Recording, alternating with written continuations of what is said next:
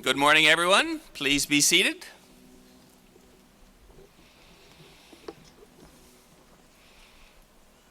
For those of you who don't have a chair, don't be seated yet. The chairs are coming.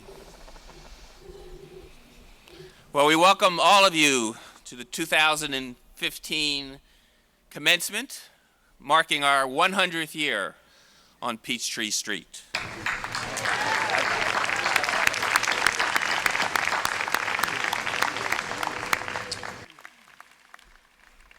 I would like to add my own reminder to everyone to silence their cell phones. And members of our commencement chorale will now sing for us, "I Will Praise Thee, O Lord." I will praise Thee, O Lord, with my heart. I will praise Thee, O Lord, with my heart. I will show forth all Thy marvelous works. Show forth all Thy marvelous works. I will be glad and rejoice in Thee. Glad and rejoice. I will be glad and rejoice. Rejoice in me. I will sing praise to Thy name. I will sing praise to Thy name. I will sing praise to Thy name. O Thou Most High, O Thou Most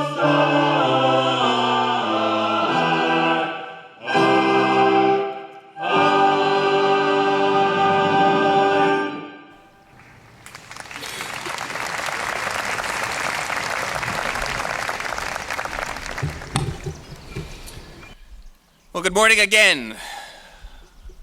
What a beautiful day we have. It says that in my script. What a wonderful day to celebrate the accomplishments of the graduating class of 2015. As we all know, our graduates did not get here alone.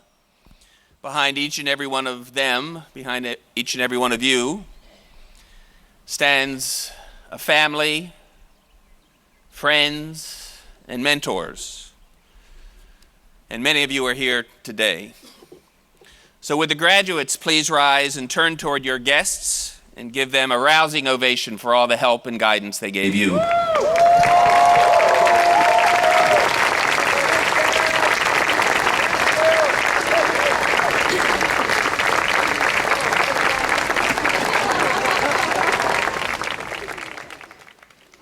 Thank you.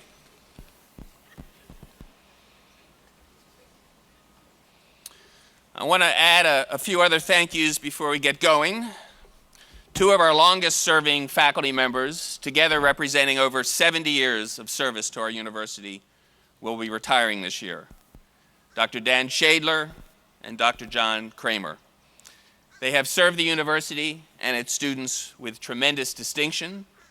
They have been honored by our faculty and our Board of Trustees with a status of faculty emeritus.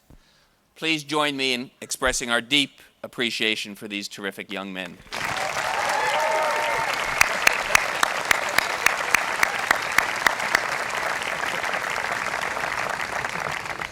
We also have a staff retirement this year, Coach Jan Spiro, men's and women's cross country and track and field coach.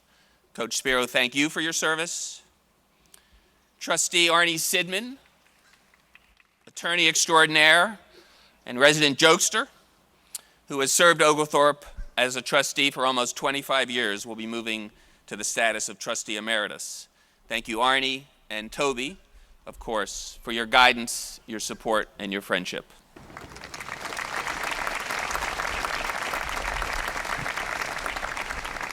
I want to also acknowledge our board chair, Ceree Eberly, who is presiding over her first Oglethorpe commencement. Ceree serves as the Chief People Officer for the Coca-Cola Company, and we are very fortunate to have her with us. Thank you, Ceree. Oops. And finally, a big, big thank you to our Chancellor, Dr. Manning Patillo. It is always wonderful to have you with us, Manning. Take a bow.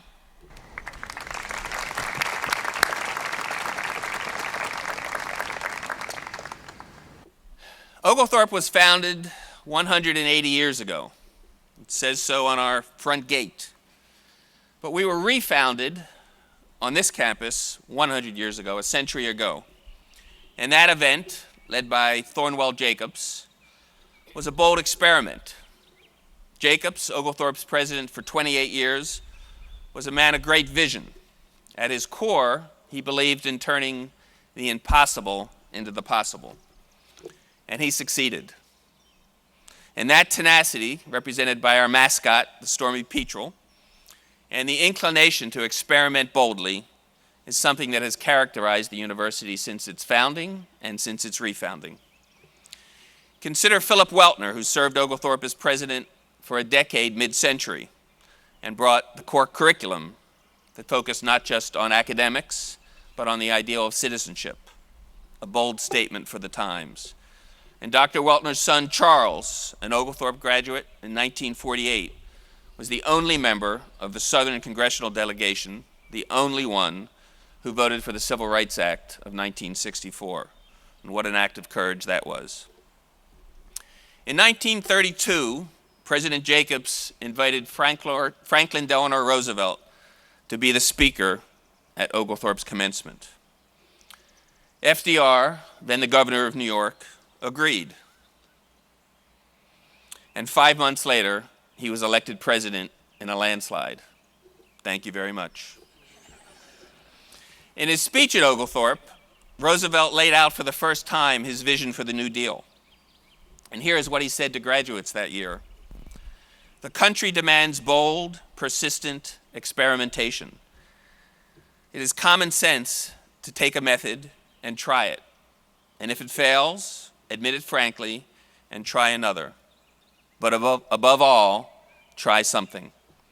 And I love that theme. It worked then and it still works today.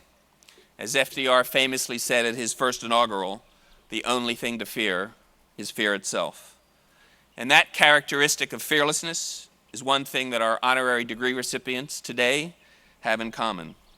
Mayor Bloomberg said of Tom Frieden, Tom has the single most important quality that you want in a public servant, fearlessness. He is unafraid of big ideas, powerful interest groups, or impossible challenges. And that's why he has become the most influential leader in American public health since C. Everett Koop. In Measure for Measure, William Shakespeare wrote, our doubts are traitors and make us lose the good we oft might win by fearing to attempt. If Richard Garner had a fearful bone in his body, I can promise you that he would not have started a theater company 30 years ago in Atlanta on Oglethorpe's campus committed to classical theater.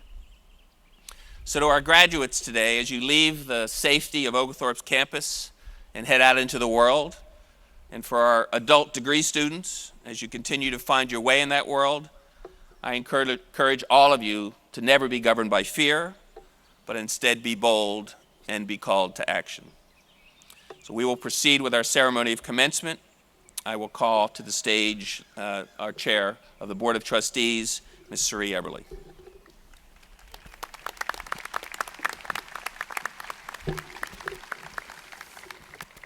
All right, good morning. Good morning. All right, that's a little weak. I'm going to do it again. Good morning. All right, well done. My name is Ceree Eberly, and as chair of the Board of Trustees, it is certainly an honor and a privilege to be with you today. First, let me start by congratulating each of you for such a significant milestone and accomplishment. For that, all of our graduates deserve, from all of us, a great round of applause.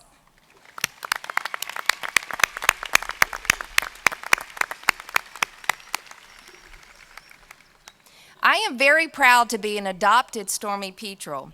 I grew up in the great state of Tennessee, and so it was natural for me to go to the University of Tennessee, which is my alma mater. I woke up this morning thinking about my graduation day, and I was one of 10,000 graduates, between 10 and 11,000 who graduated. So you can only imagine the enormity of that kind of event. And my parents and grandmother had come up the night before as I had been invited to the president's house, so it'd be like the equivalent of going to have dinner with Larry. And it was an event to honor a small group of students for significant accomplishments, whether it be in leadership or academics. So we went to the ceremony that evening at the president's house, went through 10,000 of us graduating the next day. And my grandmother was rather old at that point. And so I said, "Grandma, it's been 2 big days of celebration. What comes to mind for you? What did you observe?" And she paused. She looked at me and she said, "The cashews were stale." And I said, "Don't you have any other recollection?" She said, "Nope, the cashews were stale." The only thing she remembered at the president's house was the nuts were a little stale. So hopefully you won't have that experience today. It's indeed a great day to be so very proud for all of you. Do you know that today you have achieved something truly unique? There was a study actually published this week by Georgetown University's Center on Education, which tells us today that only 40% of working age adults aged 25 to 64 have a 2-year degree. A 2-year, not a 4-year, only 40%. And 36.2 million Americans have some college, but not a 4-year degree. Education has proven to be the single most powerful engine of progress and upward mobility. And this study also indicated, which I know you love this, that a college graduate would earn about $1 million more in their lifetime than adults without the degree. So today, each of you have accomplished something truly amazing. And for that, you should be extremely proud and grateful. And my journey is quite similar to yours. I'm a small town girl from Tennessee, one of 7 kids, and I really wanted a liberal arts education. I am forever grateful for my liberal arts education, and it has served me quite well, both in my personal as well as in my professional career. In my professional career, I've spent over 25 years with the Coca-Cola Company as Senior Vice President and Chief People Officer of over 150,000 employees worldwide, over 207 countries. And they call me the steward of the people, and it's an honor and a privilege that I come into work to think about and to honor and to work every day with the goal of being the steward and the protector of those people. Oglethorpe is actually my adopted university, and I'm very proud of this. I believe if you can survive CORE, you can survive anything, right? Woohoo! You are actually well prepared for the world ahead of you. I love what this university also stands for. Make a life, make a living, and make a difference. And I know each of you have experienced that when you've been here for these 4 years. There's one very distinguished alum that I want to mention named Sidney Lanier. Anyone remember who he is? Anyone? Yeah. He captured the essence of Oglethorpe way back in 1860. And he graduated first in his class. So for those of you who are graduating, 1860 was right before the Civil War. He called Oglethorpe the University with Heart. Wasn't that great? The University with Heart. That was true then. It's even truer now. Sidney Lanier went on to fight in the Civil War.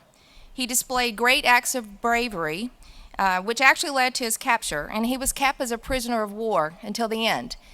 So he survived the war, but he led a life of distinction as a renowned writer of literature, poetry, and even served on the faculty of Johns Hopkins University.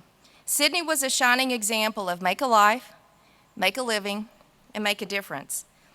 There are countless others who embody this, but I want to recognize all of you for making a life, making a living, and making a difference.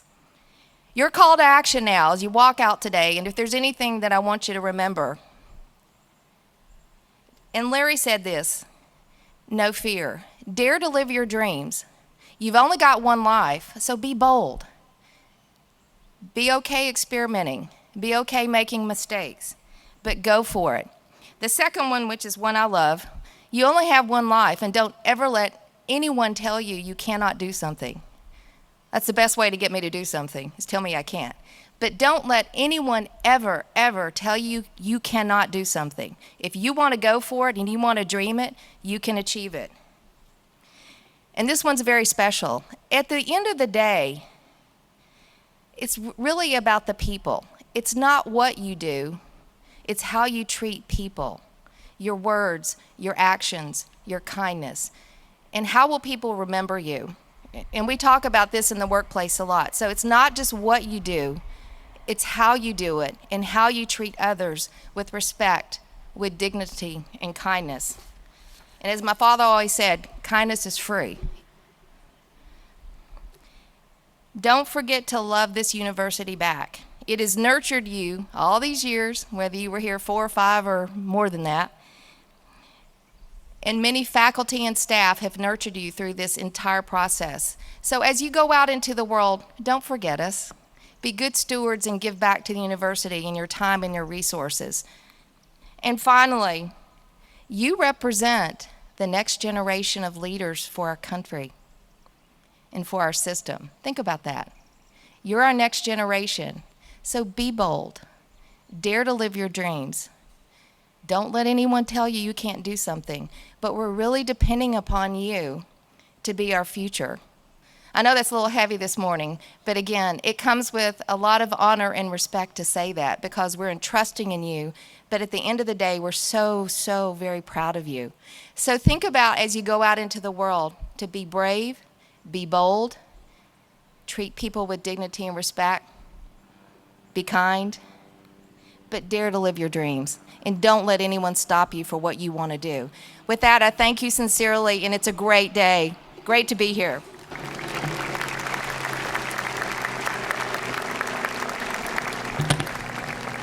Thank you, Ceree. It's my pleasure to begin the presentation of 2 special awards made at commencement to graduating seniors. I now call on Dr. Justin Wise to come forward to present the Sally Hull Weltner Award for Scholarship.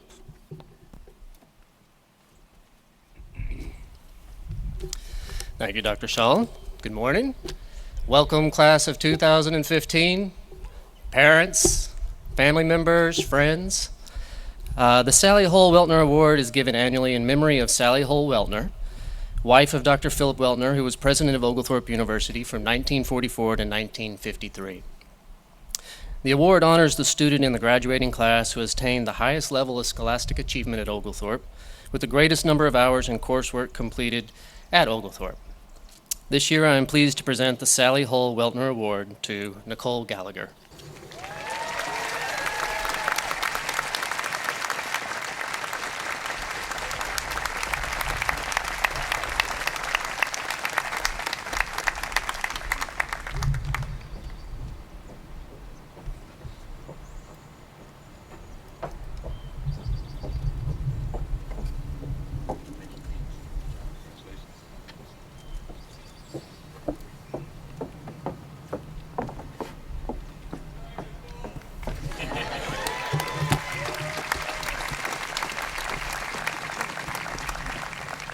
Congratulations, Nicole. Dr. Mike Rulison, would you please come forward to present the James Edward Oglethorpe Awards? Good morning, everyone. The James Edward Oglethorpe Awards are presented each year to the man and the woman in the senior class that, in the opinion of the faculty, most fully realize the aims of an Oglethorpe education. This year's James Edward Oglethorpe Awards go to Rua Rahman and Antonio Montica.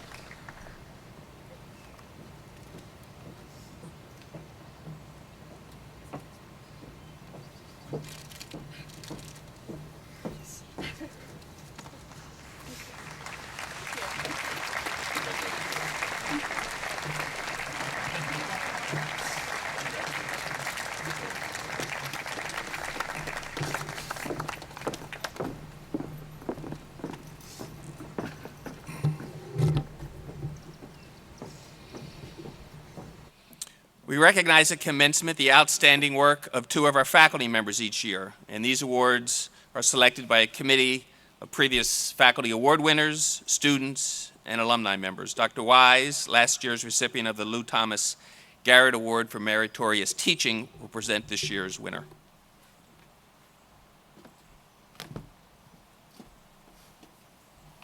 Hello again. The Lou Thomas and Garrett Award for Meritorious Teaching was established in 1994 through a generous endowment gift to the university from the late Lou Garrett and her husband, David Garrett.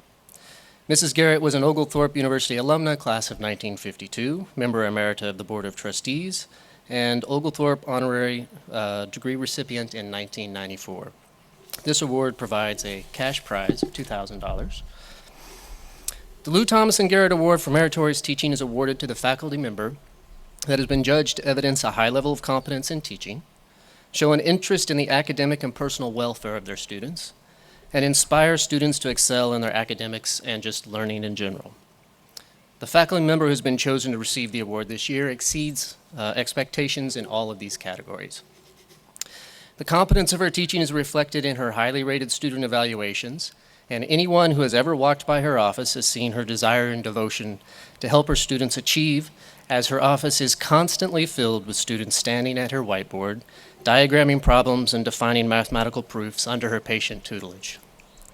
When you ask students to describe their experience with this professor, students consistently remark that she is a compassionate teacher, cares about her students, and that she always has the patience and time to work with you if you're ever stuck on a problem or a concept. One student remarked, "She communicates very well, and if you don't understand something, she'll do her best to explain it 20 different ways until you can finally understand it." The inspiration and learning that she fosters in her students is also reflected in the comments when asked about her. Another student made the claim that this professor is the most bubbly person that they have ever met.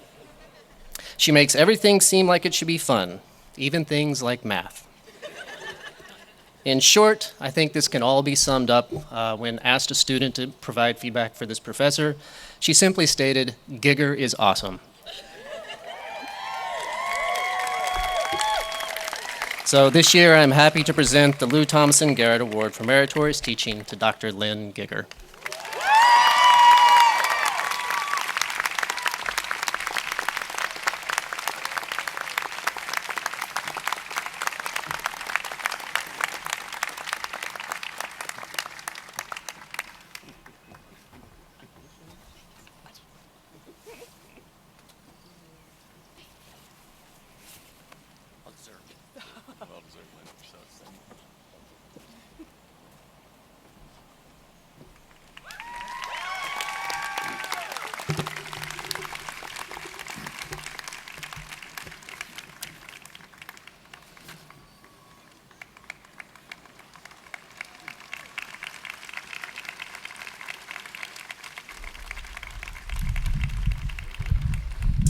I now call on the previous recipient of the Vulcan Materials Teaching Excellence and Leadership Award, Dr. Mike Rulison, to present this year's award.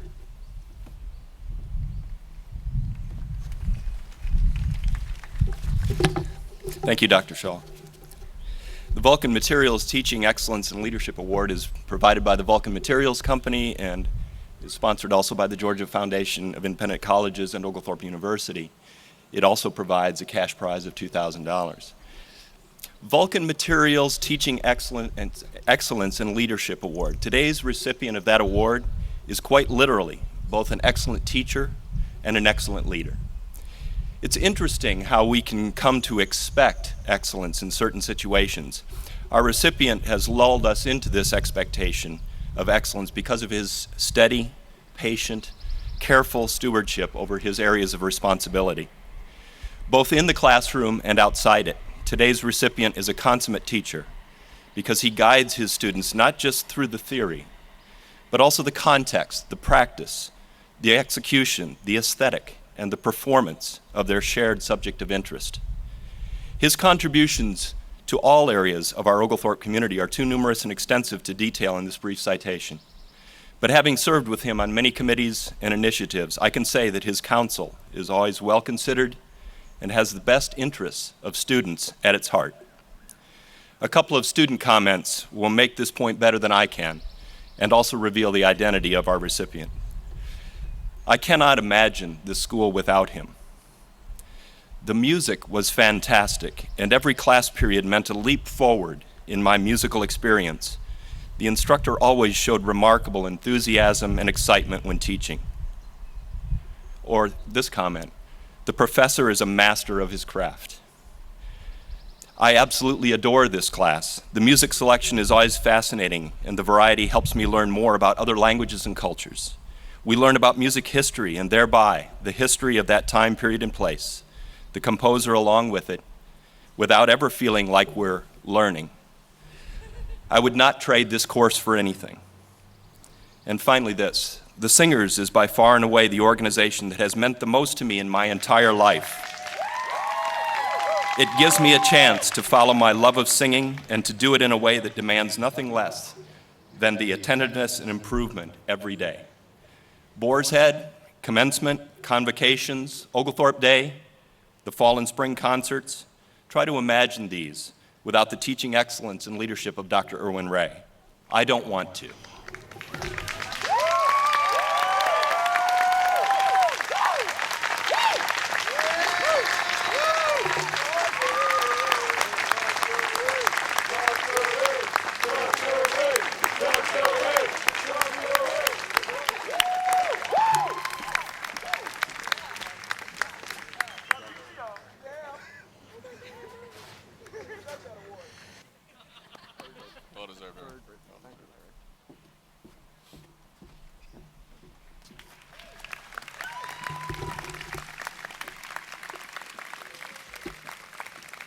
Congratulations to you both. It is an Oglethorpe custom to have an outstanding member of the senior class recognize our golden petrels. This year, I would like to call on Chris Strickland to do this honor.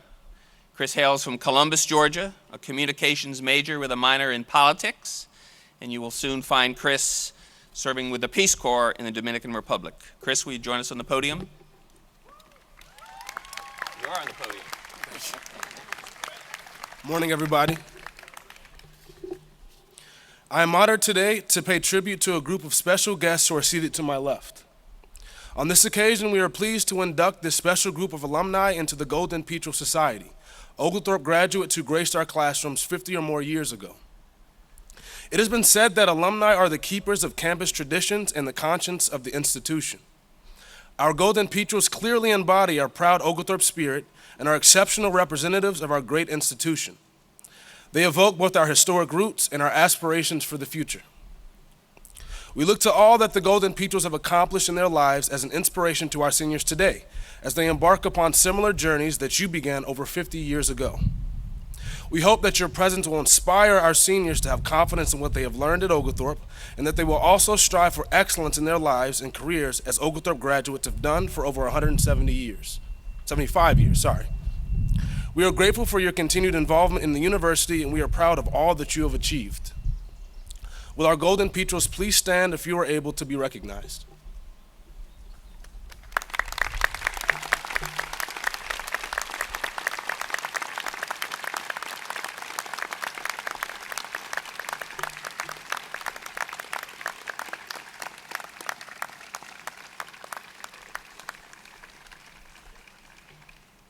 On behalf of the student body and the Oglethorpe National Alumni Association, for your steadfast commitment to the Oglethorpe University, we honor each of you today with this golden medallion engraved with the original Oglethorpe crest. This medallion was created especially for our Golden Petrel members. We hope that you will cherish the Golden Petrel medallion and will wear it proudly at other university functions and future Golden Petrel ceremonies.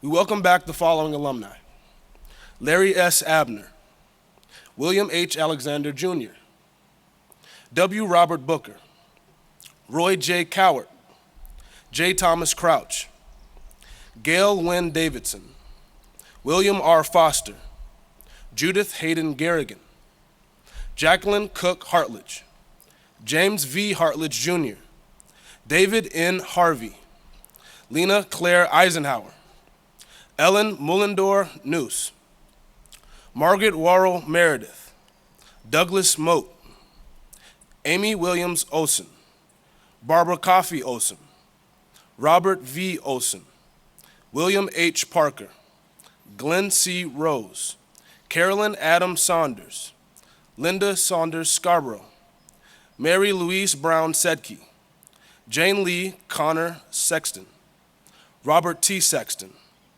L. Barrett Smith, Vivian Gray Trebu. Please join me in applauding our Golden Petrels.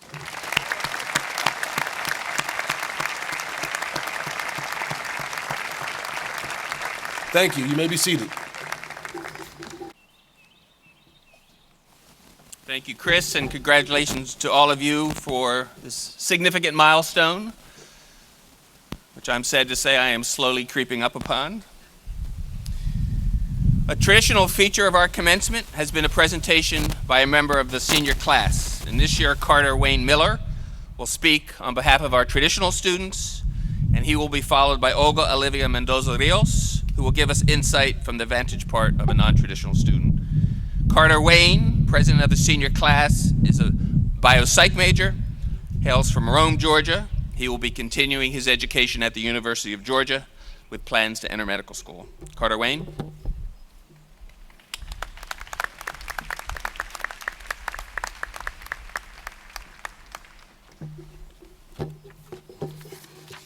Good morning.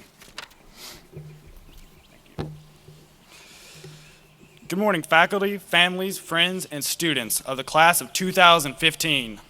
I'm honored to be speaking with all of you here today. During our time here at Oglethorpe, we have seen it grow and prosper, and symbiotically, we too have grown and prospered under its guiding hand. Through combined guiding efforts by faculty and staff, Oglethorpe has imparted upon us characteristics and abilities that I believe prepare us for the upcoming challenges that life naturally presents as we continue our journey. It seems strange for many of us, it was only 4 years ago that we made the decision to study here at Oglethorpe, where it quickly became clear that Oglethorpe was more than just a school, but a family made up of its faculty, students, and administration, and like a family, we have grown together. Our time here at Oglethorpe has imparted upon us a unique ability to think and act freely to change the world and to make it a better place for everyone. And I believe that wholeheartedly Oglethorpe has helped inspire me to be and many of us to act in this way. I'm reminded of a favorite quote of mine by Tom Brokaw that says, "You're educated. Your certification is your degree. You may think of it as a ticket to the good life, but let me ask you to think of it an alternative. Think of it as a ticket to change the world." That is what Oglethorpe has given us and no other school could have given us, an ability and drive to change the world. Here at Oglethorpe, we have a motto, make a life, make a living, make a difference. And I believe that Oglethorpe has given us the tools necessary to do this. We, as a senior class, have already made a difference at Oglethorpe, with over 65% of the senior class donating money to raise funds to help increase the amount of student-accessible walkways on campus to help increase student mobility on campus.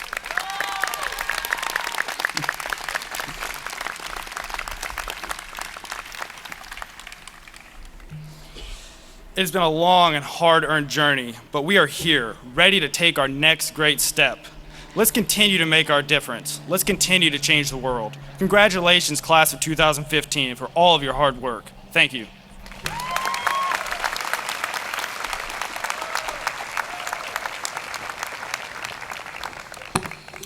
Thank you, Carter Wayne, and what an amazing commitment the class has made. You know, our records for graduating class giving probably don't go back as far as 1835, but all the records we've been able to find, your class has set an all-time record, #1. So thank you, thank you, thank you. And speaking on behalf of our non-traditional students is Olga Olivia Mendoza Rios, graduating today with a communications major and a psychology minor.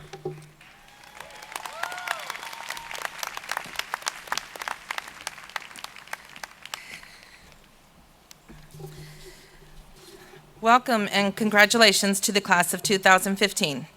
My initial feelings of elation upon finding out I would have the opportunity to address you all quickly changed to an overwhelming sense of anxiety.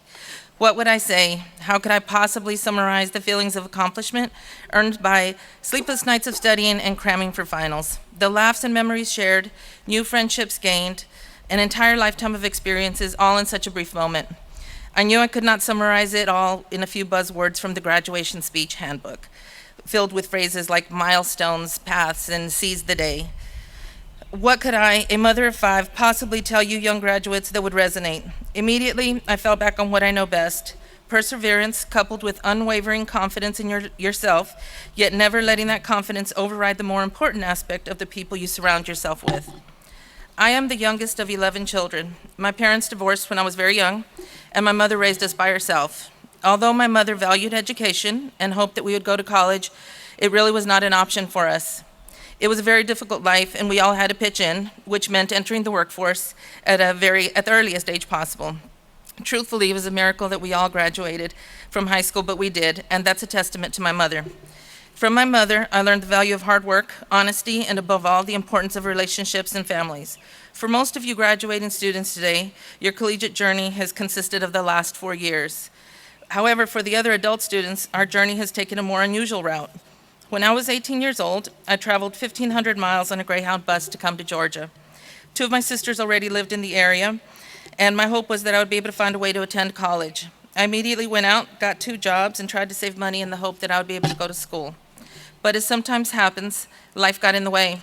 I got married and started a family, but I never gave up on my dream. Instead, I transferred my dream for myself to a dream and hope for my children.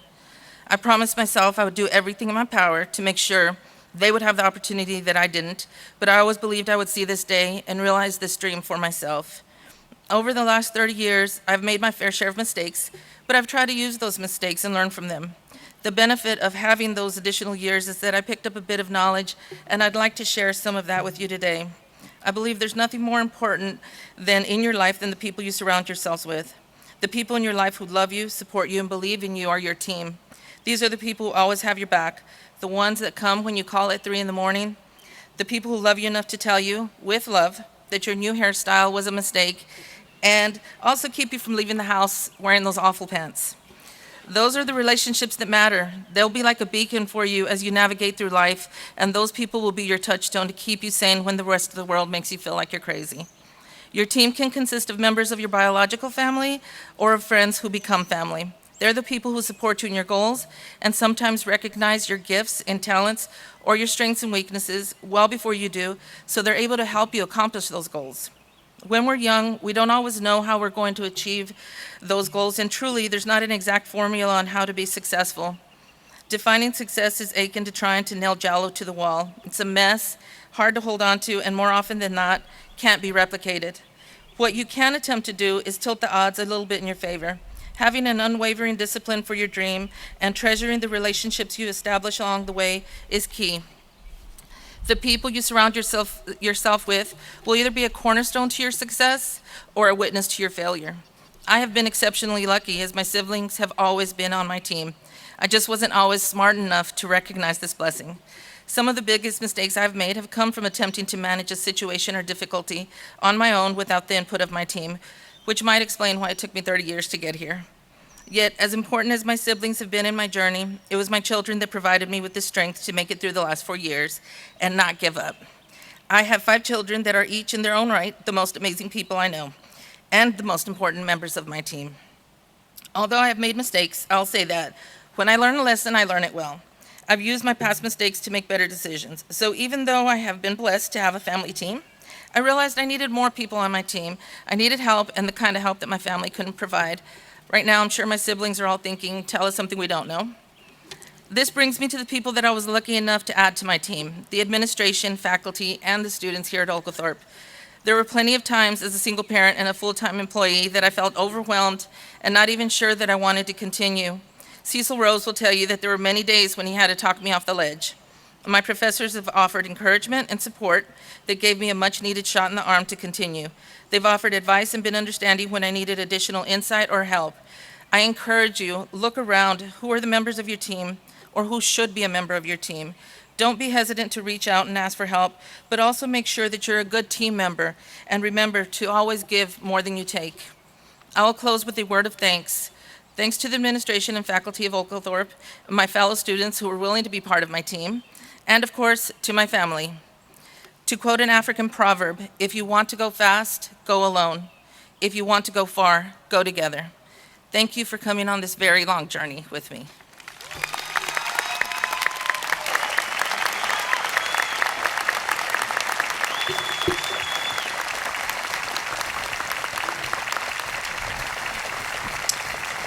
I was going to ask for Olga's team to stand up, but I see they are standing up.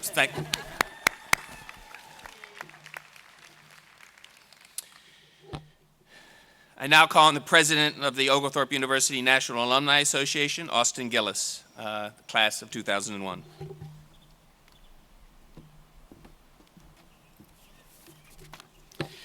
Thank you, Dr. Shaw, and good morning, everyone. It is my honor to serve as the president of the Oglethorpe University Alumni Association, and on behalf of our more than 9,000 active alumni, it is my distinct privilege to welcome the class of 2015 as the newest members of the Alumni Association. I congratulate, yes, hear, hear. I congratulate each and every one of you, our graduates, on your achievements, and I encourage you to thank your professors and your family members who have made this day possible.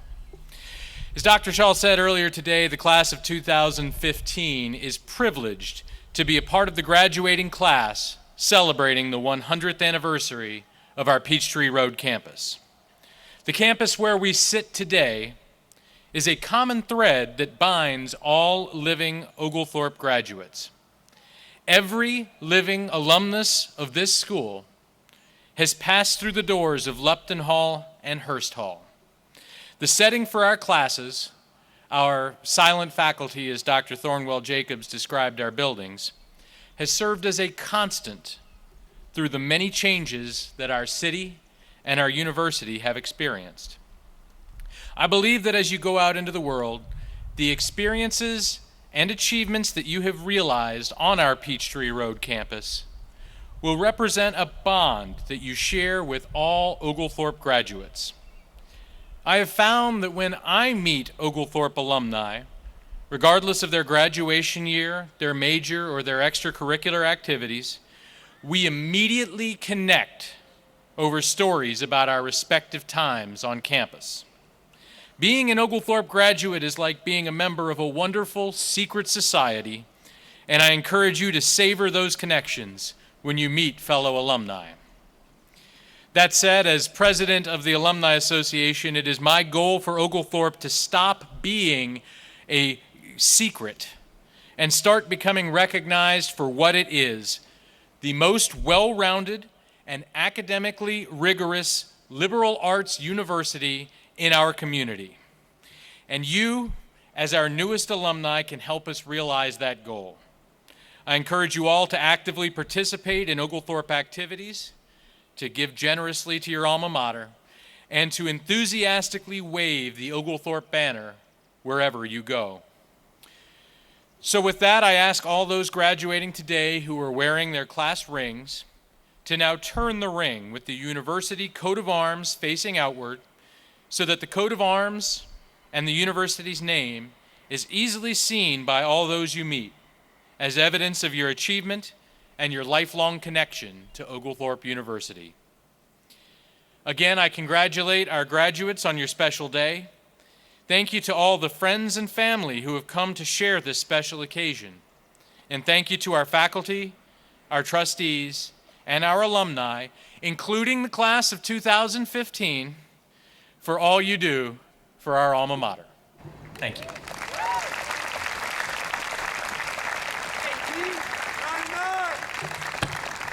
Thank you, Austin. We will now hear from Kai Owens and Kurt Reynolds, members of the University Singers. We're in for a treat. Who will sing for us America the Beautiful? Test, test.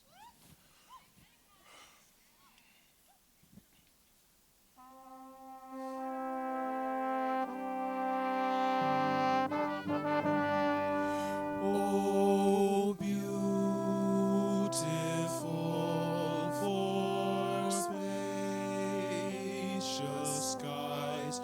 For amber waves of grain,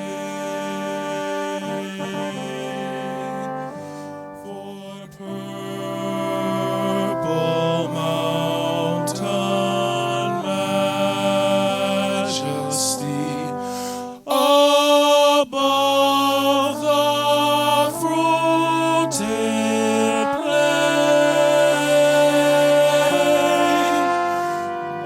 America,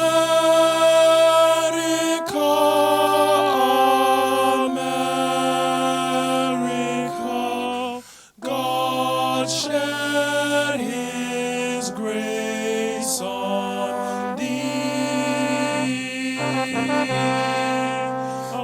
and crown thy good with brotherhood from sea to shining sea.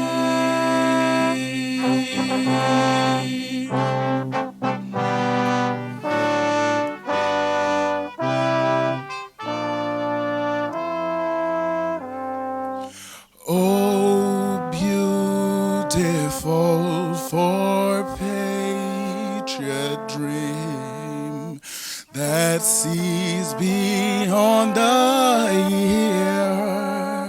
Oh, thine alabaster cities gleam, undimmed by human tears.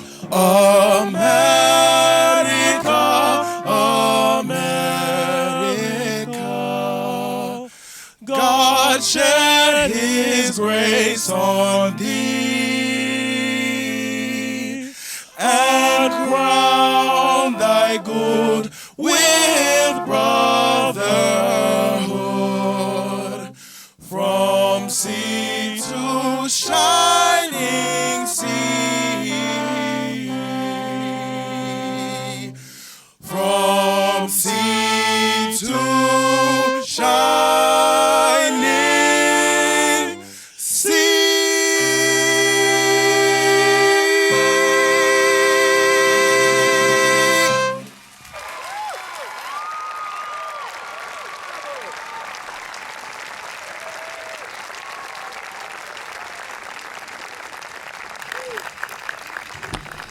Gonna miss those voices.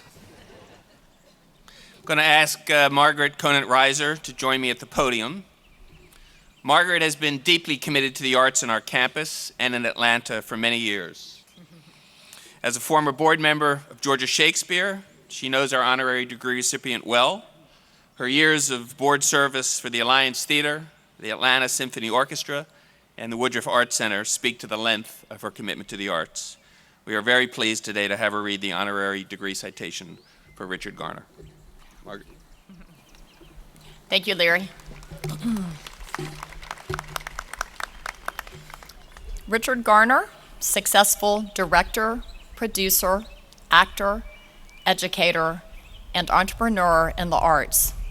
You have enriched the lives of generations through your commitment to presenting and preserving the arts, and thus embody the Oglethorpe ideal to make a life, make a living, and make a difference. Through your co-founding of Georgia Shakespeare Festival 30 years ago, and serving as its producing artistic director from 1986 to 2014, you brought the Shakespearean arts to our campus and created a lasting bridge between Oglethorpe and the Atlanta arts community. As main stage director for Georgia Shakespeare, your numerous productions and original adaptations made classical ideals accessible to all. Your leadership in the arts began and continues with your commitment to education. In 1978, you completed your BA in English and Theater at Berry College. You then went on to study at the Professional Actor Training Program at the American Conservatory Theater in San Francisco. Serving as an adjunct faculty member at Oglethorpe University, as well as at Emory University and Kennesaw State University, and as a guest lecturer in Shakespearean performance and audition technique at Georgia Tech, Mercer University, the University of North Georgia, and West Virginia University, you have inspired countless students to see the value, depth, and impact of an education in the liberal arts and sciences. As the leader of one of Atlanta's premier theater companies, your commitment to local artists helped build a core of artistic associates, actors, designers, and directors who now make Atlanta their home. By providing training, professional opportunities, and a living wage, your legacy continues in these amazing artists who now have full-time careers in theater in our city and beyond. You are the 2015 Community Artist Award recipient from the Emory University Center for Creativity and Arts, the 2008 Flourish Award for Arts Leadership recipient from Kennesaw State University, and the 2004 Distinguished Career Award recipient from the Georgia Theater Conference. Your impact transcends Atlanta with your service as past president of the Shakespeare Theater Association of America.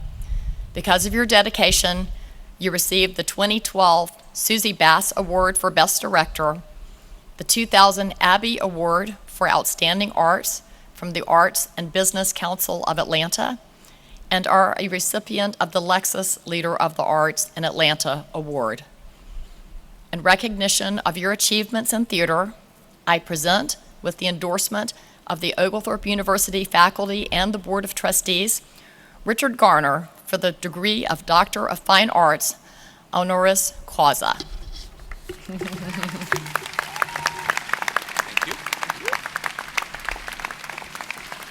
you. You give an honorary degree recipient to a Shakespearean actor and the sun comes out. Richard, by the authority vested in me by the Charter and the Board of Trustees, I hereby confer on you the degree of Doctor of Fine Arts, honoris causa, with all the honors, privileges, and responsibilities thereto appertaining.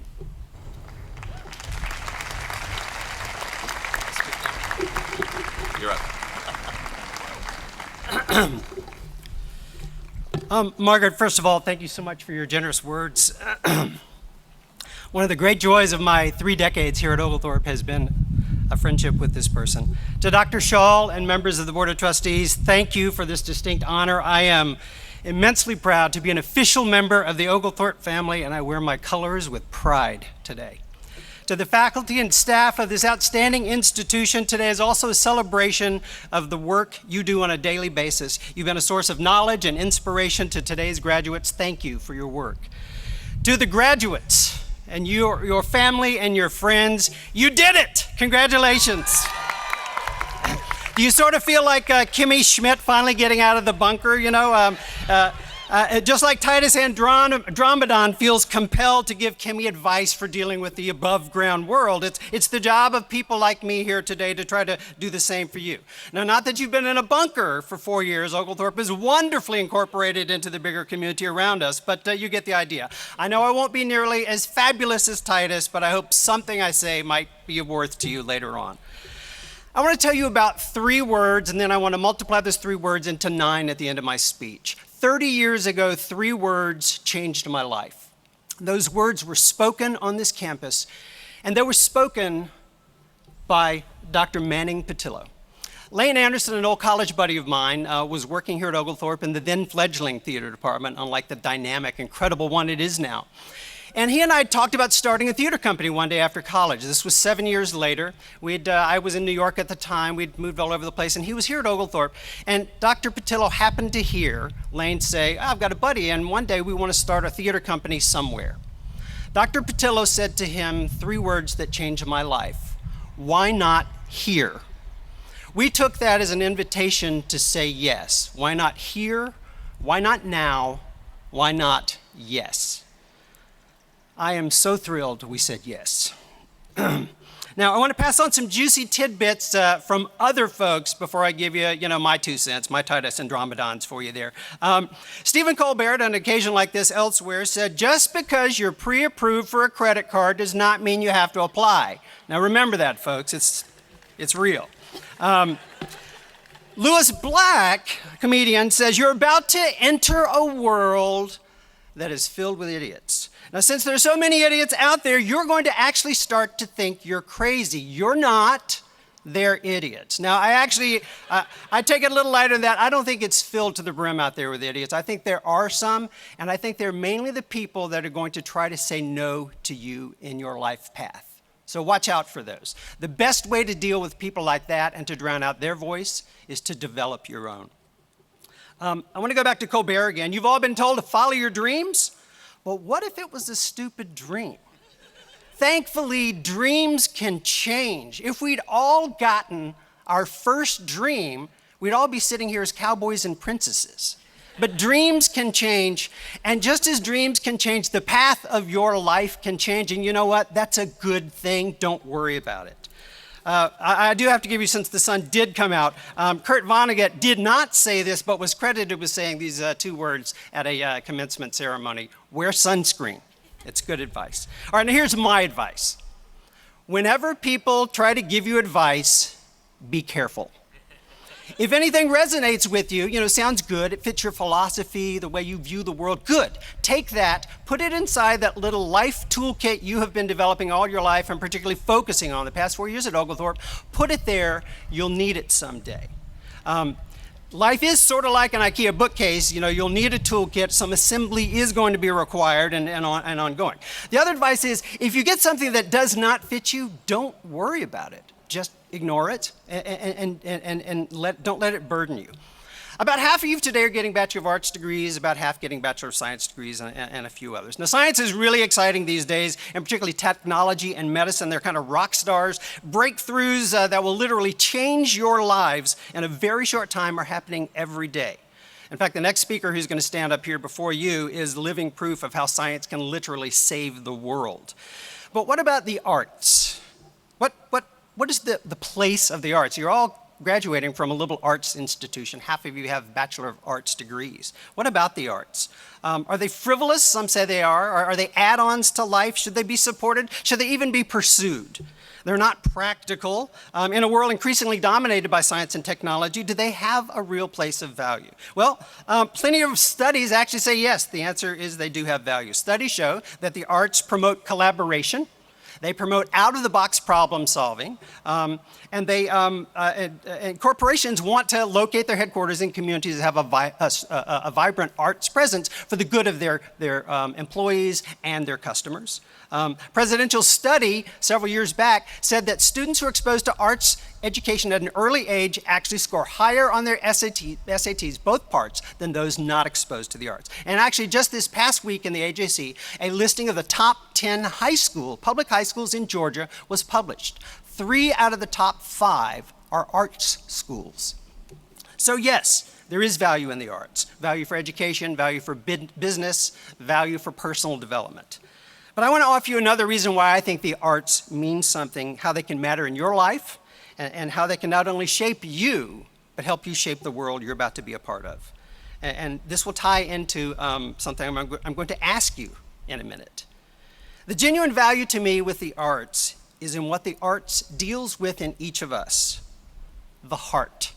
I don't mean the heart medicine focuses on, but that heart that is sort of the receptacle for the human spirit. That's the turf of the arts. Just as science has opened up incredible new doors of discovery about the human body through genome mapping, I firmly believe that the arts can open the doors of discovery to us about the journey of the human spirit, about our shared humanity. When the lights go down on an audience of 500 people in the Conant Theater right behind the library back there, most of those people don't know each other. They don't know how each other thinks, what their philosophy is, what their religious beliefs, anything about each other. But when the lights go down, something magic happens in that room. People who don't know each other can unite in their response to the sorrow of young Juliet's death. They can unite in the folly of King Lear's choices or the jealousy and rage of a once noble Othello. People who don't know each other can gasp in union, well up with tears together, sync their heartbeats as one because of a moment that happened on that stage in a moment of art. In that moment, we discover our shared humanity, that we share the same fears, empathy, joy, hope as those around us. Just as every evil and negative force in the world out there darkens the spirit of mankind and narrows the possibility of hope, I believe that every act of making or participating in a moment of art has the power to brighten the spirit and open up the possibility of hope that we all, as a shared humanity, can make this thing called life work. Which leads me, thank you, leads me to what I want to ask of you. Can you summon the courage to risk to fail in your life in a spectacularly huge way? I'm talking monumental here. I'm not no wimpy little, oh darn, that didn't work out. I'm talking about a big old painful belly flop from the high dive of life. I wouldn't ask you to do something like that, except we, the rest of the world, need you to.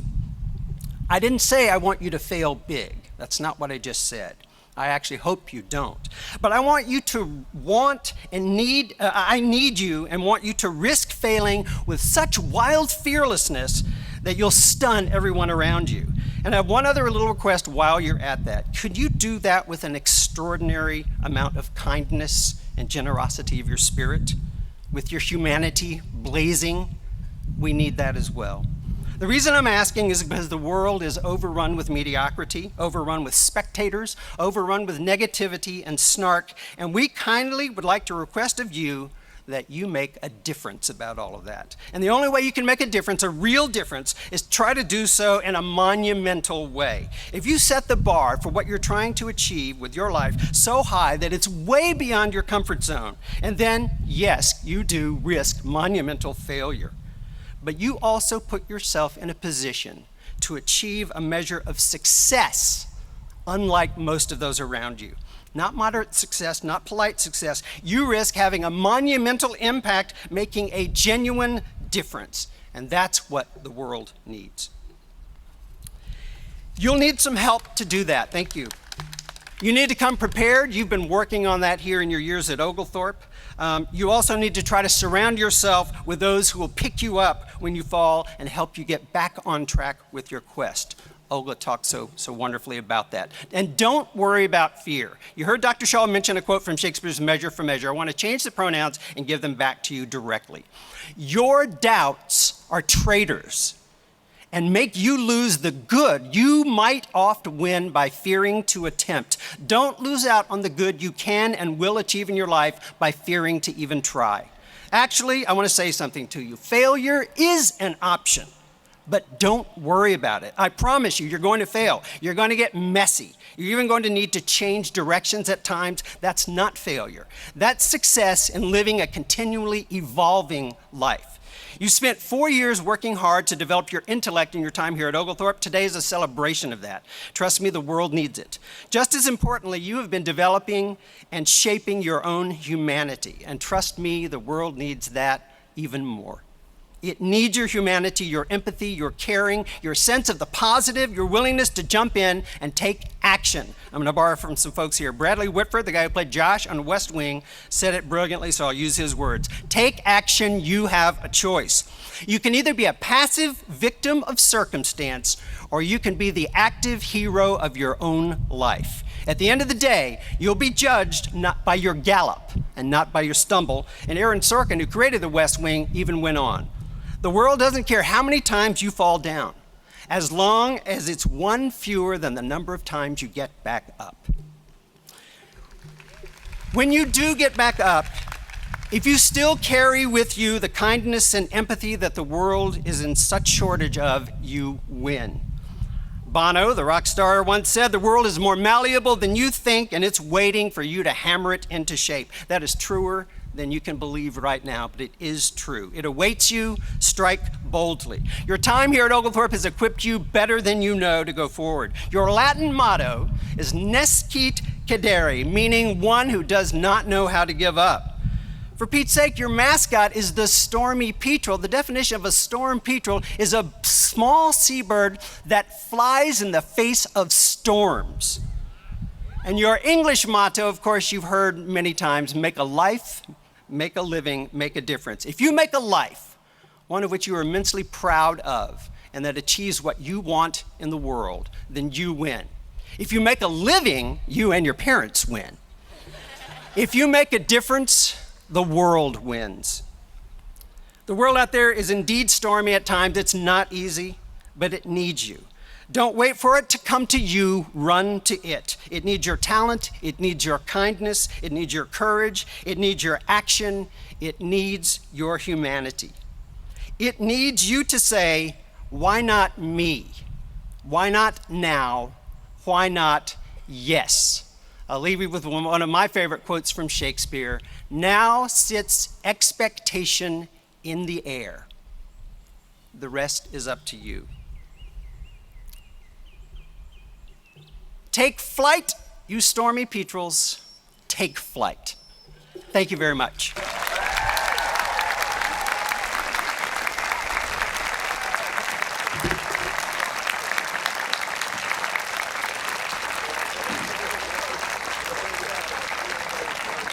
Thank you, Richard. Thank you, Dr. Garner. Will Dr. Duncanson join me at the podium?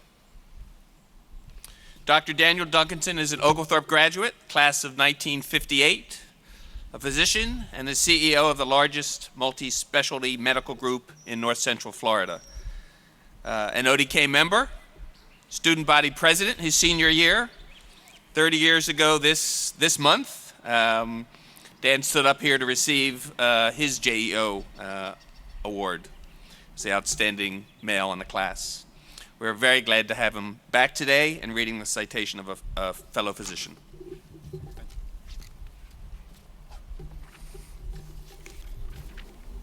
Sitting up here looking at this beautiful view, a lot of things come to mind. 30 years ago, I was in your seat walking and getting ready to walk across the stage. I'm a parent of 4 children, and 2 weeks ago I was sitting in the audience as a parent watching one of them graduate from college, and I have many words of wisdom I wish I could talk to each and every one of you about, but the sun is up, the temperature, I see a lot of fans, so I'm going to spare you all my words of wisdom. The other thing is, when I try to give words of wisdom to my children, I see eyes rolling, and I'm trying to prevent Oglethorpe from being known from a seismic shift from 170 eyes rolling at one time. So I will get to what I was asked to do today. Thomas R. Frieden, MD, MPH, preeminent physician, public servant and champion in public health, your career exemplifies how saving and protecting lives truly make a difference.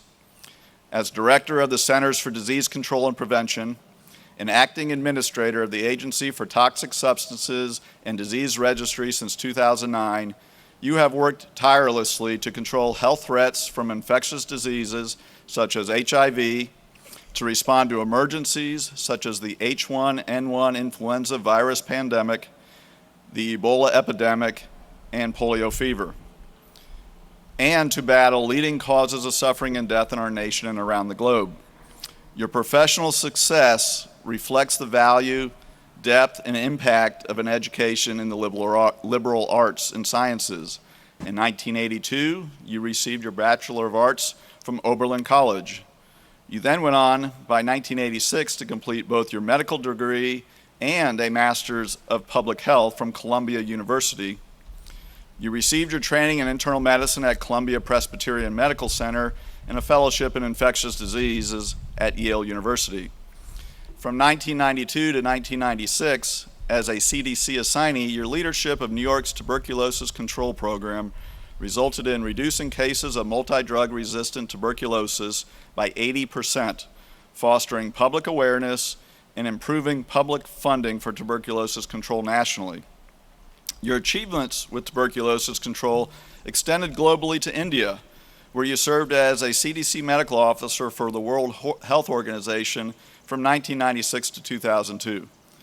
Your assistance to the government of India with the implementation of the revised National Tuberculosis Control Program has led to the treatment of more than 10 million patients and saved more than 3 million lives.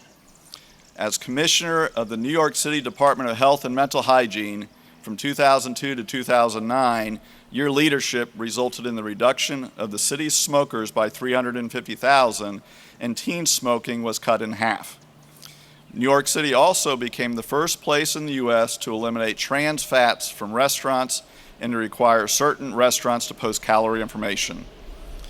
In 2009, as CDC director, you launched the first ever national paid anti-tobacco media campaign.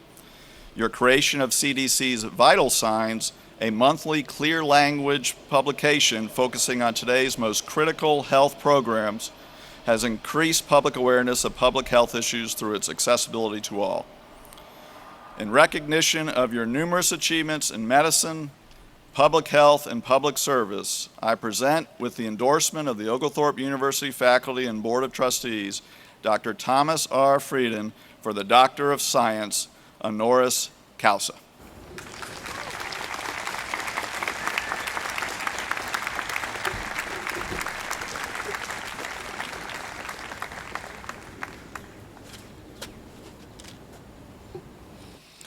Dr. Frieden, by the authority vested in me by the Charter and the Board of Trustees, I hereby confer on you the degree of Doctor of Science, honoris causa, with all the honors, privileges, and responsibilities thereto appertaining.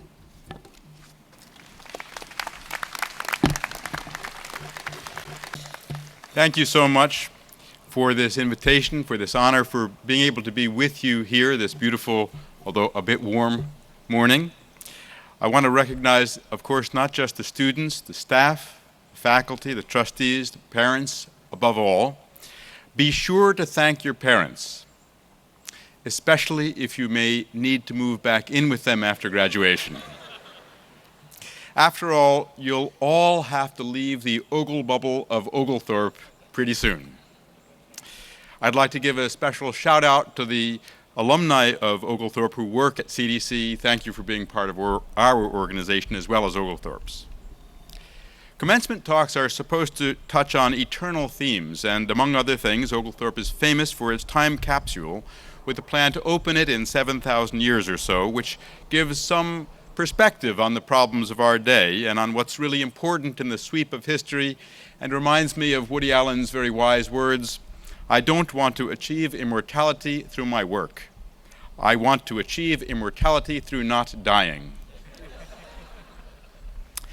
A commencement speaker is kind of like the person who sings the Star-Spangled Banner at the World Series. Nobody came to hear you, and you will only be remembered if you mess it up. So keeping expectations low for these warm 5 minutes that stand between you and your diplomas, I'd like to suggest just one simple idea. Don't trust yourself. I know, motivational speeches, great quotations talk about trusting yourself, but trust me on this one. Trusting yourself is a bad idea. In fact, the people most likely to make serious mistakes in life are those who are overconfident. In medicine, the most dangerous new trainee is not the doctor who doesn't know anything.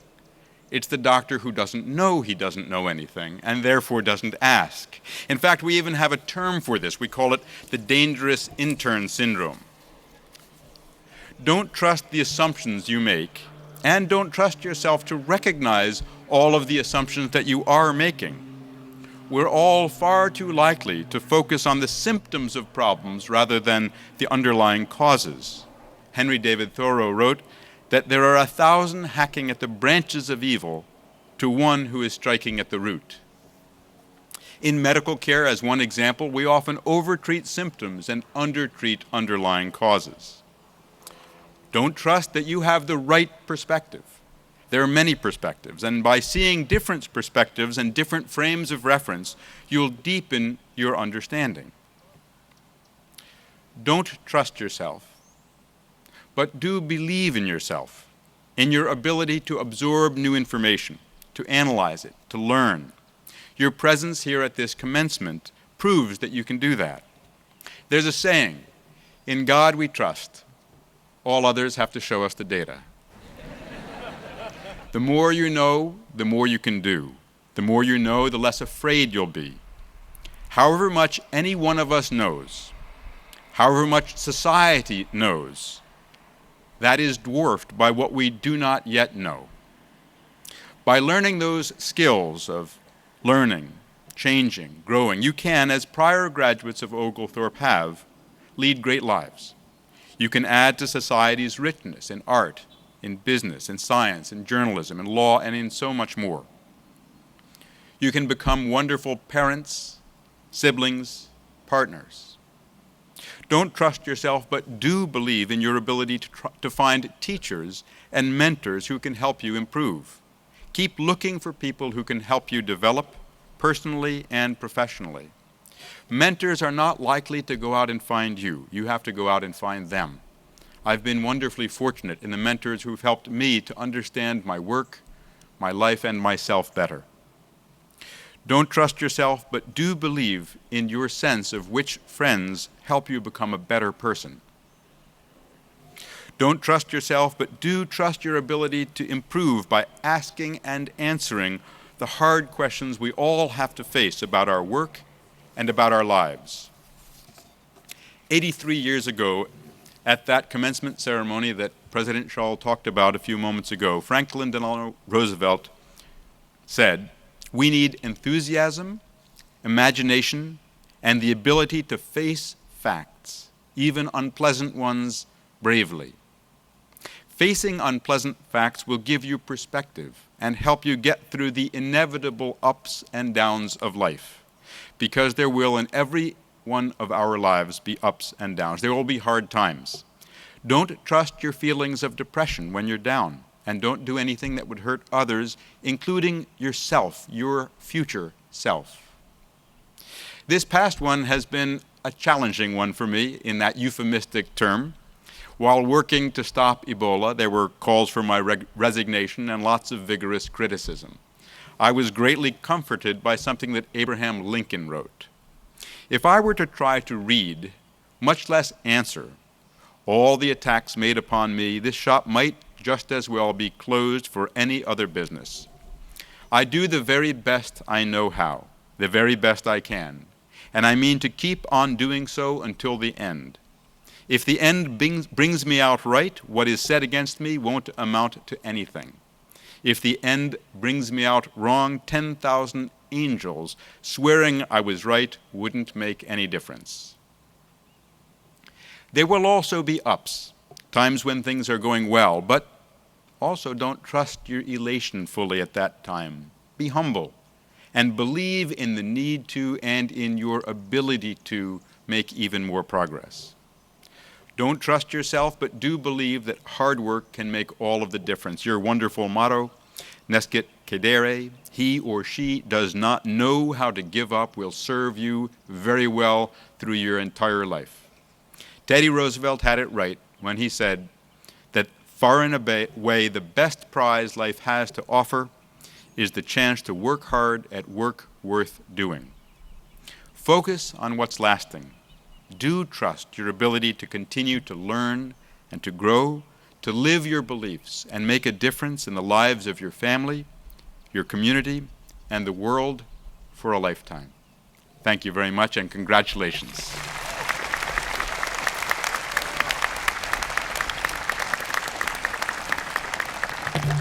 Thank you, Dr. Frieden. As someone who's been following the weather reports very carefully for the last week, I'd also add, do not trust AccuWeather. We are now ready to begin awarding degrees and diplomas. Dr. Scharfen, will you please come forward to present the candidates? Chairman Eberly, will you please join me for the presentation?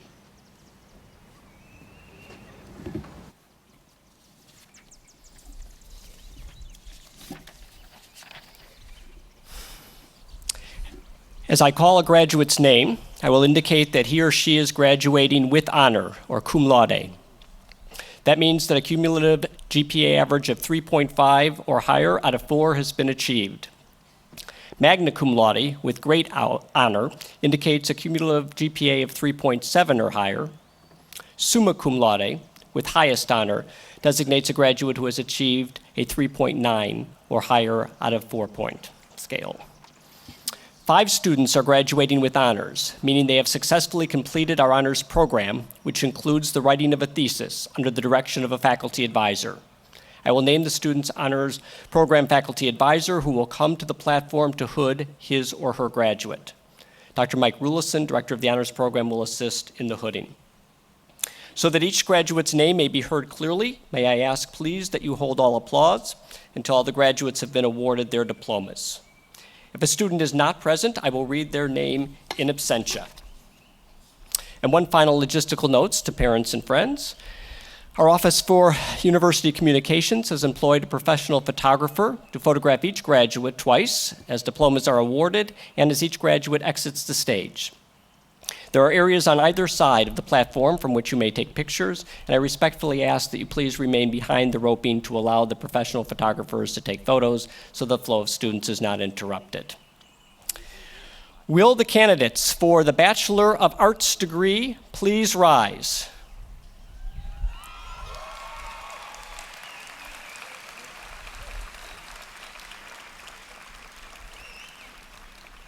President Schall, the faculty unanimously recommends these candidates for the Bachelor's of Arts degree. By the authority vested in me by the Charter and by the Board of Trustees, I hereby confer on you the Bachelor of Arts degree with all the honors, privileges, and responsibilities thereto appertaining. Please be seated. Will the candidates for the Bachelor of Arts in Liberal Studies degree please rise?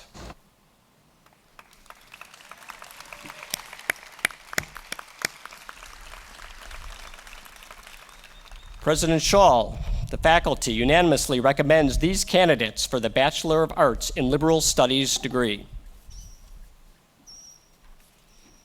By the authority vested in me by the Charter and by the Board of Trustees, I hereby confer on you the Bachelor of Arts in Liberal Studies degree with all the honors, privileges, and responsibilities thereto appertaining. Please be seated. Will the candidates for the Bachelor of Business Administration degree please rise?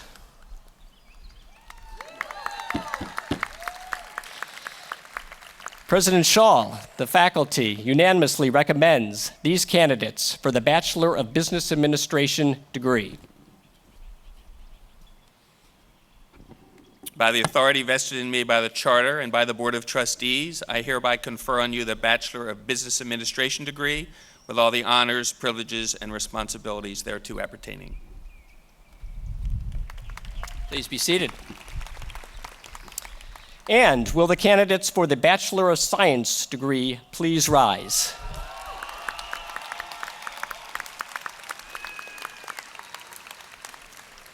President Schall, the faculty unanimously recommends these candidates for the Bachelor of Science degree. By the authority vested in me by the Charter and by the Board of Trustees, I hereby confer on you the Bachelor of Science degree with all the honors, privileges, and responsibilities thereto appertaining. You may be seated.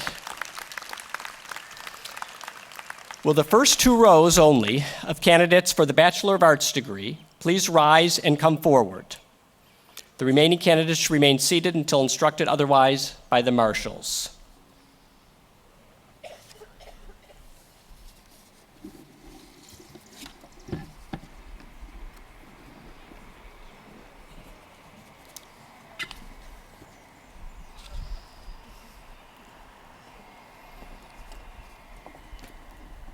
Cedric Andre. Yankati Apante. Catherine Lynn Flores Aquino. Deanna Lynn Ashworth. Kayla Austin. Denitria Barnett, cum laude. Lissa Gay Marie Beck. Elizabeth Byron. Holly Marie Bostic, magna cum laude.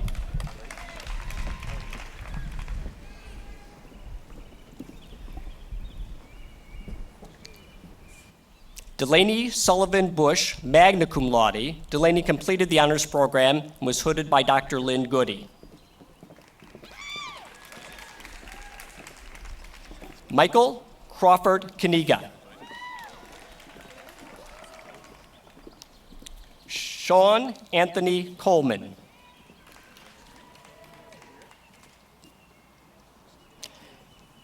Caleb Ian Connell, cum laude. Caleb completed the honors program and will be hooded by Dr. Amanda Prince. Hopefully.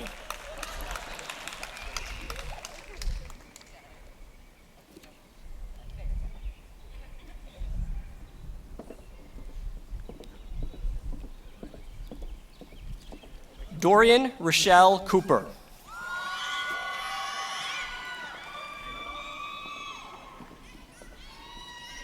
Brian Terrence Cornelius II.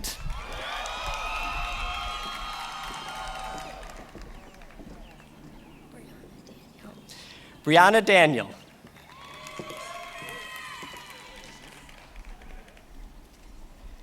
Jeffrey Dietrich.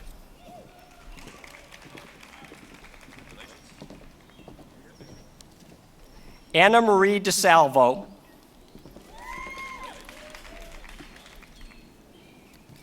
Marcus Durand, cum laude. Kaylee Elizabeth Early. John W. Edwards.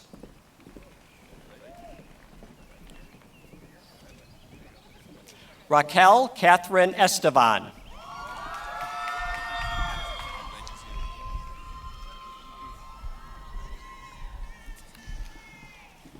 Nicole Gallagher, summa cum laude. Nicole completed the honors program, was hooded by Dr. Ann Rosenthal.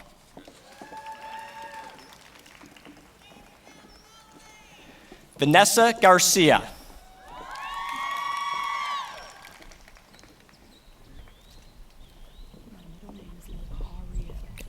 Destiny Lacariel Gary.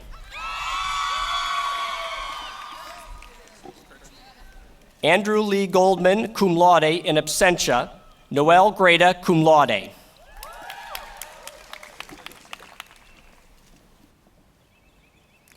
Clayton Ross Green.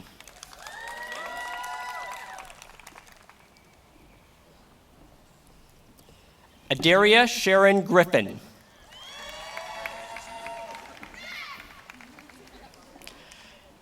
Ashley Elizabeth Hayslip. Colin David Hartnett. Benjamin Hirsch. Jamisha Yvette Hush. Lisa Marie Ingalls. Kasim Abdi Kayad. Allison Monica Keeter. Benjamin Walker Kilmarks. Ivy Ellen Kilpatrick. Brianna Dominique Kimbrough.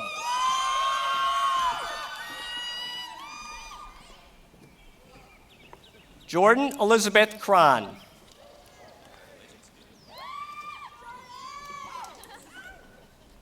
Kirsten Marie Kvinga.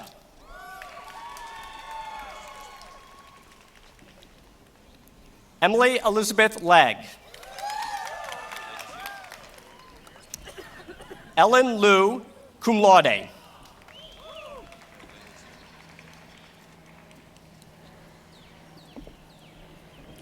Daniel Robert Lucas.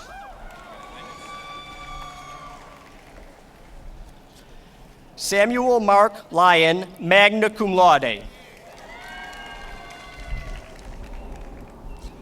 Jenna Lee Marco, summa cum laude. Daniel Marsden in absentia, Oliver Patrick McGuire.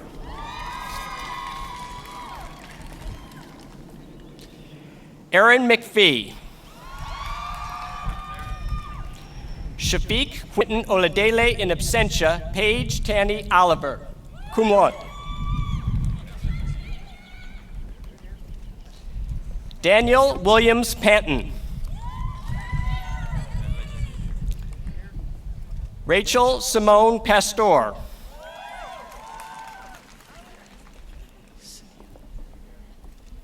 Karen Yesenia Perez. Shay Renee Petrie. Kurt Christian Reynolds. Christy Pierce Rhodes, magna cum laude. William Parker Rhodes. Ellen Weatherly Richardson in absentia, Laura Ellen Roberts. Margaret Helen Robertson, cum laude. Giselle A. Robles. Lily Eleni Romstant, magna cum laude.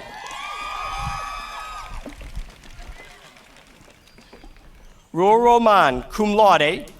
Rua completed the honors program and will be hooded by Dr. John Orm.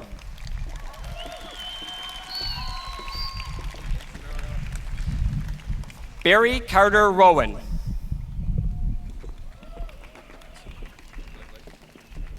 Ariel Blake Schultz. Courtney Bell Shook, summa cum laude.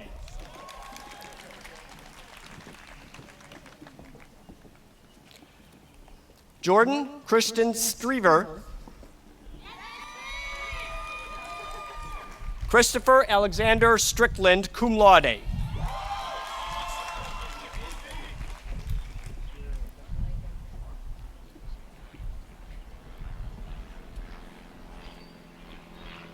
Carol Clinton Sweet IV.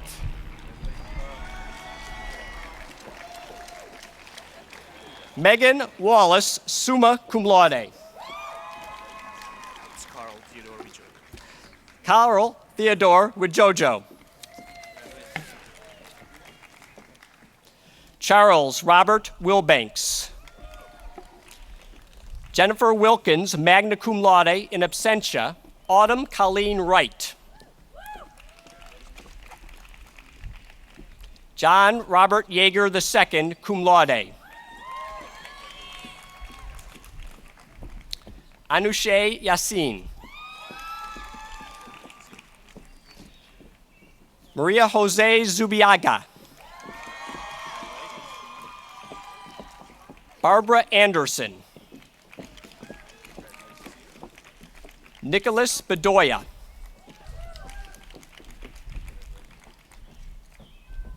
Latwain Octavian Carter. Kimberly J. Gladney.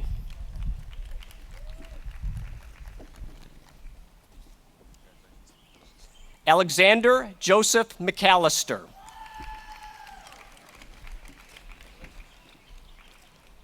Abigail Monger Millsap.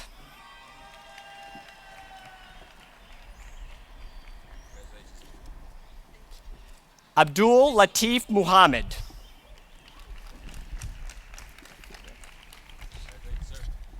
Jenna K. Parker, cum laude. Olga Olivia Mendoza Rios.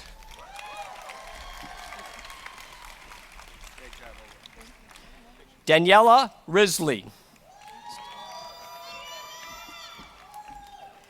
Estefania Velez.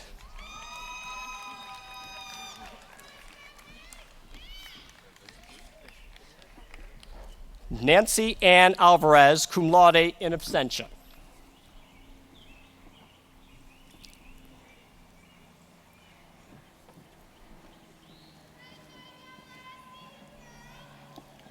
Marcus Ryan Ewing.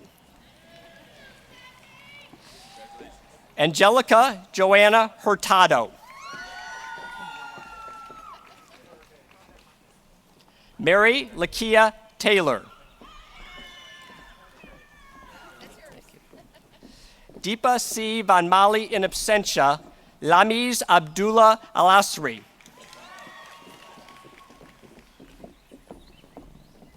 Carla Alvarado. Anthony Vincent Amodeo.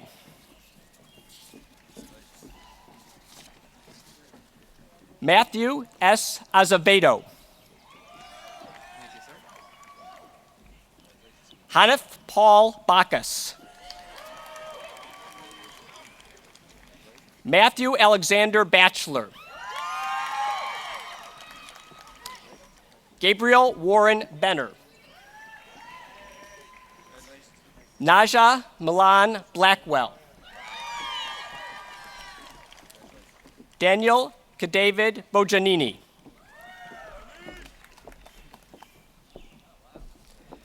McKenna Hope Bondarenko, magna cum laude. Bethany Danielle Booth. Craig Lee Bourne.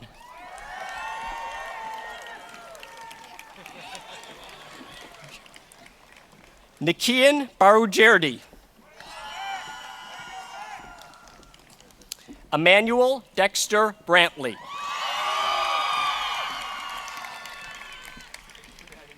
Megan Elizabeth Calderbank. Patrick Michael Cansfield. Benjamin Spencer Kawili. Elizabeth Ann Carter, cum laude. LaQuisha Monique Chafin.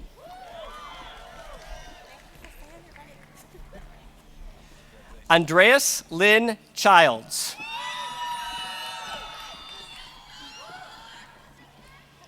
Philip Frigi.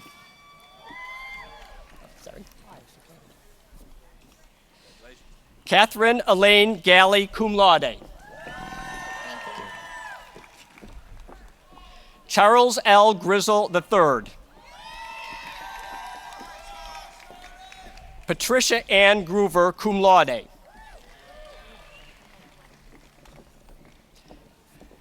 Jung Won Ha. Justine Masako Henley, cum laude. Diego Fernando Herrera, magna cum laude. Abla Tonam Lolita Hankpo. Everett Allen Jackson.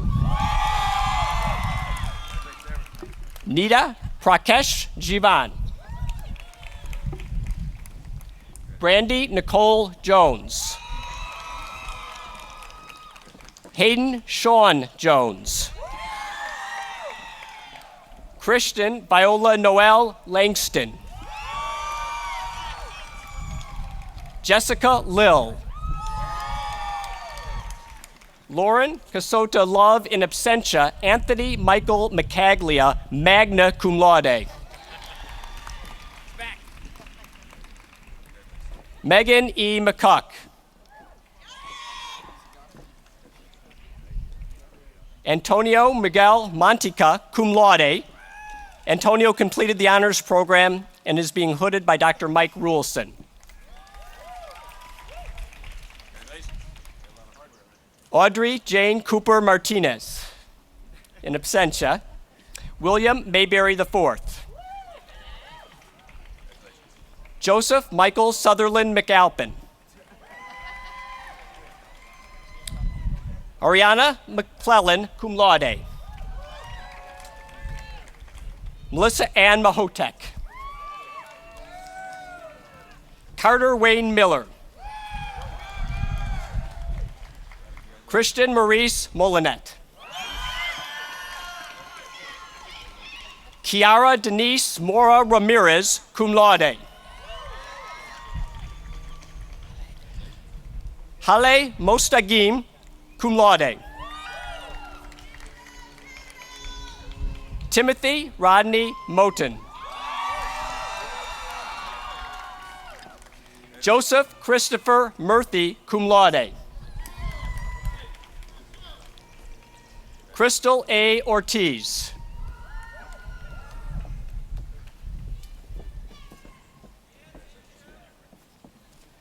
Sean Matthew Overstreet.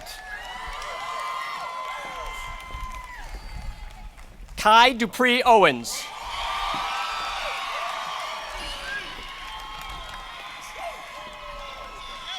Nicholas Elias Papanicolaopoulos.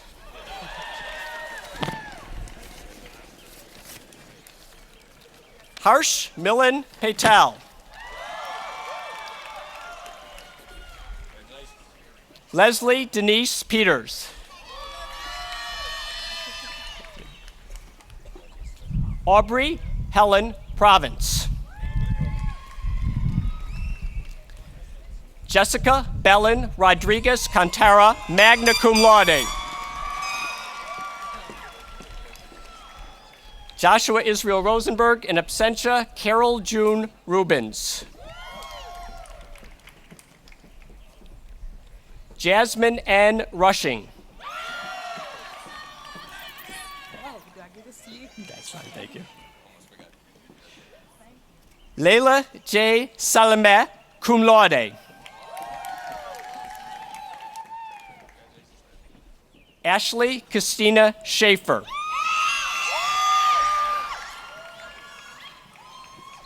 Daniel Rex Simonson, cum laude. Edmund Earl Smith.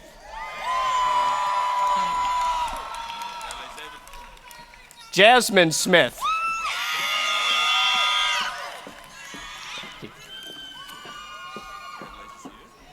Alexander Tenga.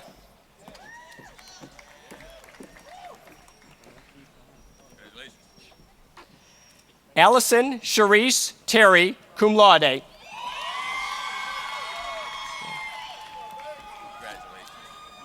Elizabeth Torres. Manuel Andreas Torres de Jong. Dwayne Key Tu Tron, in absentia, Andre Edwin Turnquest.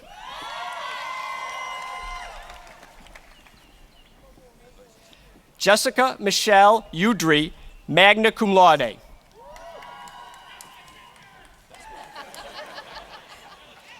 Victoria Robina Ben Wine. Michael Alexander Williams. Paige Lee Williams. Samantha Woods. Grace Yang. Chao Kei Tsao.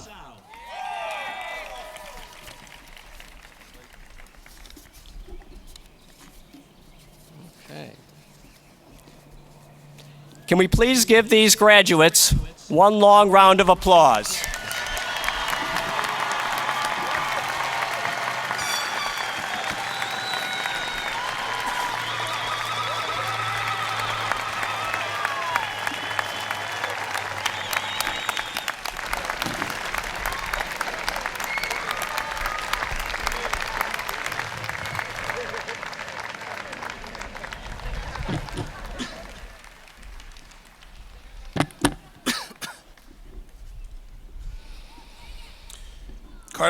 Carter Wayne, would you please join me here?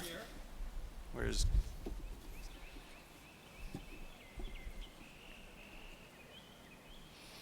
And the class of 215, would you please rise? class of 2011 established a tradition with a tassel turn, and we're going to carry it forward again this year. I will soon request a drum roll, followed by a 3, 2, 1 countdown, and then ask you to move your tassels. So you are, you're going to move your tassel from your right to the left. So if it's not on the right, put it on the right. May we have the drum roll? 3, 2, 1. Congratulations. Please be seated.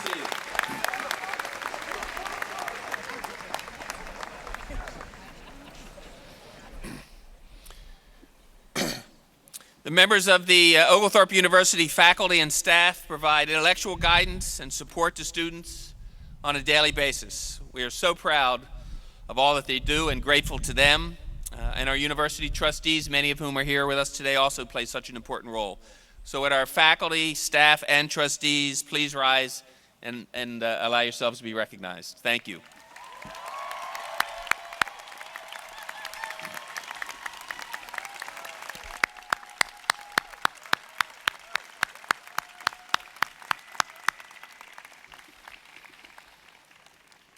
So at the conclusion of our ceremony, our faculty and trustees will form a receiving line immediately behind you on the sidewalk between Lupton and Hurst, and the graduates of the class are asked to proceed to that line and meet with individual faculty members as you choose, and guests can join you as well. Also, there are recycling containers scattered around the quad, so we would ask if you put any programs you don't want or bottles, take them with them and drop them in. In a moment, Dr. Ray and the Oglethorpe Commencement Chorale will lead us in singing our alma mater. The words are in your program if you haven't memorized them yet after 4 years. This will be the last time you get to sing until you come back. Remain standing after our alma mater for the benediction, which will be sung by the chorale, and then please remain at your seats until the platform party, the faculty and the graduates are out on the lawn. Please stand now for the singing of our alma mater. Amen.